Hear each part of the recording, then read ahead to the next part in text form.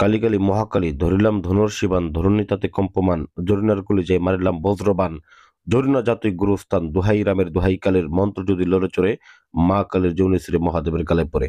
সম্মানিত ভিউয়ার্স, আজকে একটা বোবা বান নিয়ে হাজির হইলাম। যারা শত্রুর কথায় মনের মধ্যে খুবই কষ্ট পেয়েছেন এবং শত্রুর কথা দ্বারা আপনারা কষ্ট পাইতেছেন এবং ওই শত্রুর দ্বারা বিভিন্ন ভাবে বিভিন্ন প্রকার আপনারা মামলা মোকদ্দমা বা বিভিন্ন প্রকার সমস্যার সম্মুখীন হচ্ছেন। তো কিভাবে সেই সকল শত্রুটাকে হটাবেন, বাড়ির থেকে দূর করবেন এবং তাকে তার মুখের জবান বন্ধ করে দিবেন এবং তার চোখটাকে অন্ধ করে দিবেন এবং তাকে প্যারালাইসিস করে দিবেন। তো এই ধরনের যারা পঙ্গুবান শত্রুদেরকে দিতে চান, অনেক ধরনের তান্ত্রিকের পিছনে ঘুরে ঘুরে এই ধরনের বান দেওয়ার চেষ্টা করেছেন বা নিজেও কাজ করেছেন, করতে পারেন নাই। তো আমি সেই একটা সহজ উপায় আপনাদেরকে দিতেছি যাতে করে নিজেদের কাজ নিজেরা করতে পারেন। আসলে পঙ্গুবানটা মুখের কথা না, কাজটা শুনতে মনে হয় যে পঙ্গুবান, মৃত্যুবান, বশীকরণ, এগুলা আসলে মনে হচ্ছে সহজ জিনিস না। এগুলা হচ্ছে সাধনার বিষয়। আর সাধনা আসে আপনার আত্মা থেকে। আপনার আত্মা থেকে, মন থেকে আপনি একটা কাজ যখন করতে বসবেন, একটা একিন নিয়ে, বিশ্বাস নিয়ে, ওই সময় আপনি একটা কাজ করতে পারবেন। আজকে যে বিদ্যাটা দিতেছি বুবা বান, এই বুবা বানের কাজটার মধ্যে আপনার প্রথম যে অংশটা সেটা হচ্ছে মন থেকে একটা বিশ্বাস। এই বিদ্যার প্রতি মন থেকে একটা বিশ্বাস আইনে ভক্তি রেখে আমি যে নিয়ম বলিতেছি এই নিয়মে কাজ করবেন।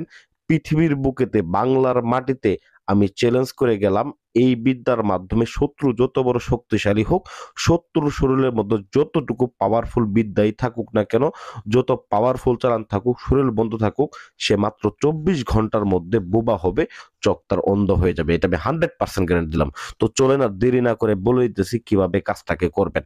তো প্রথমত আমি বলে রাখি, কাজটাকে কিন্তু অবশ্যই বিশ্বাস সহকারে আপনাকে কাজটা করতে হবে। তো তারপর প্রথমত আপনি আসন করবেন, আসন করে বসবেন। হ্যাঁ, আসন করার পূর্বে বাজার থেকে কিছু সামগ্রী কিনে আনবেন। তো সামগ্রীগুলোর মধ্যে প্রথম যে জিনিসটা আপনি সংগ্রহ করবেন, শ্মশান থেকে শ্মশানে মরা পোড়ানো যে কয়লাগুলো আছে, কয়লা সংগ্রহ করবেন।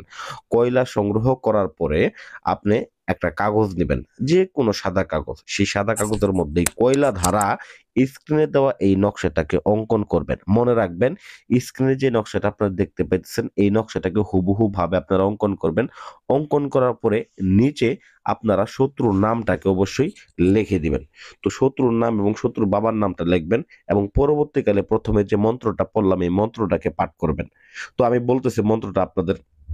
কালি কালি মহাকালী ধরিলাম ধনুর্ষি বাণ ধরণী তাতে কম্পমান জরিনার কলিজায় মারিলাম বজ্রবাণ জরিনা জাতই গুরুস্থান দোহাই রামের দোহাই কালের মন্ত্র যদি লড়ে চড়ে মা কালী যৌনি ছিঁড়ে মহাদেবের গালে পড়ে। তো এইখানে যে আমি জরিনা নামটা বললাম, এইখানে জরিনা নামের জায়গায় আপনি আপনার শত্রু নামটা উচ্চারণ করবেন। তো আমি জরিনা নামক একটা লোকের কাজ করতেছি বিদায় আমি আপনাকে এই মন্ত্রটা আমি এখানে জপ করলাম, আপনাদের ভিডিওটা দেখায় তারপর আমি কাজটা করতে বসবো। তো প্রথমত আপনারা এই নকশাটাকে অঙ্কন করার পরে এবং এই মন্ত্রটা পাঠ করে এই নকশার উপরে ফু দিবেন।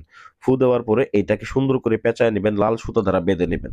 তারপরে কি করবেন, বাজার থেকে আপনারা মাটির একটা কলস কিনে আনবেন, ছোট্ট দেখে মাটির একটা কলস কিনে আনবেন এবং নদীর জল নিয়ে আসবেন। ঠিক আছে, যে নদীতে মরা পুরানো হতো, শ্মশান ঘাটের পাশে যে নদীটা আছে ওই নদী থেকে আপনারা জল নিয়ে আসবেন। এই জলের মধ্যে আপনারা এই তাবিজটাকে রাখবেন। রাখার পরে ওই এই যে আপনি কলসটা এনেছিলেন ওই কলসের মধ্যে শ্মশানের কয়লা রাখবেন।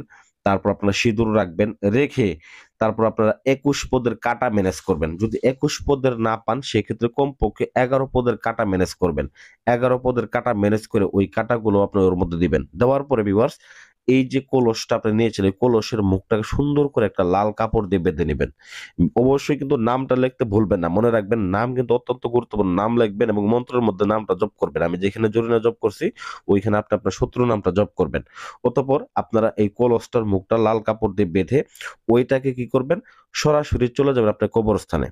তো কবরস্থানে গিয়ে আপনারা দেখবেন যদি তেঁতুল গাছ পান তেঁতুল গাছের গোড়ার মধ্যে রাখবেন।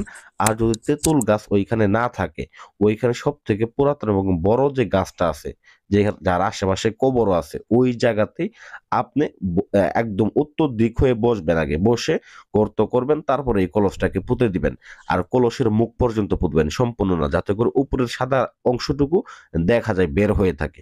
তো এটা দিয়ে শুধু চলে আসবেন, আমি 100% গ্যারান্টি দিলাম, 24 ঘন্টা টাইম দিলাম। ওই 24 ঘন্টার মধ্যে শত্রু যেখানে থাকুক, যে অবস্থায় থাকুক, তার চোখ অন্ধ হবে, তার মুখের জবান বন্ধ হয়ে যাবে, মুখ উল্টে উল্টে যাবে, সে কথা বলতে পারবে না। 100% গ্যারান্টি দিলাম। আশা করি ভিডিওটা ভালো লাগবে। ভিডিও ভালো লাগবে ভিডিওতে লাইক করবেন অবশ্যই এবং চ্যানেলটা সাবস্ক্রাইব করবেন।